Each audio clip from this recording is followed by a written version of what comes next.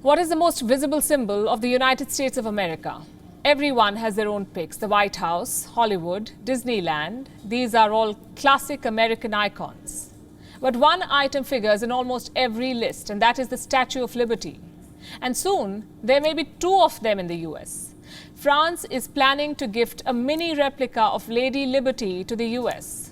Such bilateral gifts are tried and tested as a tactic in diplomacy. Some of them have defined relations for decades. Others have ended in embarrassment and failure. Our next report tells you more. For more than a century, the Statue of Liberty has towered over New York. A solitary figure clad in Roman robes, her hand clutching the torch of enlightenment. But Lady Liberty could soon have company. Thousands of miles away in France, her younger sister is ready to cross the Atlantic. For most of the world, the statue is an American flagship, an ideal vessel for American values and society. But Lady Liberty herself is not American. She was a gift from France. In 1885, she arrived in New York, disassembled into 350-odd pieces. Since then, she has stood guard over the New York harbor.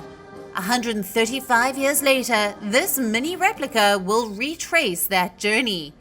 It will spend the next decade in America as a show of solidarity between France and the US. This is a really important ceremony to remind us of the strong links with France and the critical French role in this gift from the people of France, and a reminder of the liberty that we share and the importance that it's each generation that maintains that liberty. The replica is a shadow of the real deal. It rises to 9 feet against the original's 151 feet. But the details are pretty much spot on. Not surprising, considering both were designed by the same sculptor, Augusta Bartholdi.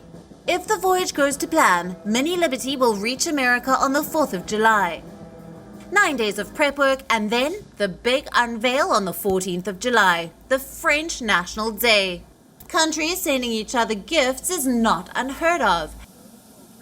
In 1945, the Dutch royal family sent 100,000 tulip bulbs to Ottawa. Canada had sheltered the Dutch Queen during World War II. This was their way of saying thank you. The tradition continues even today, though the tulip count has come down to 20,000. Here's another World War-era gift, the Christmas tree at London's Trafalgar Square. It's the object of much fanfare. But do you know where it comes from? Norway. They gift a tree every Christmas for Britain's support during the war.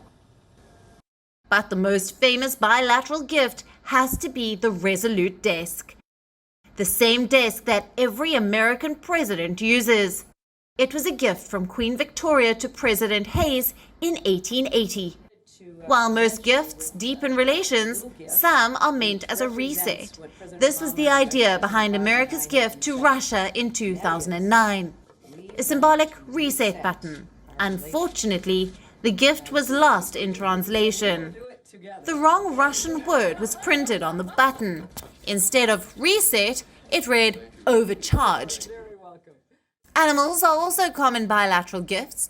China offered 2 giant pandas as a gift to America in 1972. Mali gifted France a camel for liberating the country, though rumor has it, it was promptly killed and eaten in a stew. Nonetheless, animal gifts work, unless it's a giant wooden horse outside your gates. In that case, learn from the Trojans, burn it. Bureau Report, WION, World is One. WION is now available in your country. Download the app now and get all the news on the move.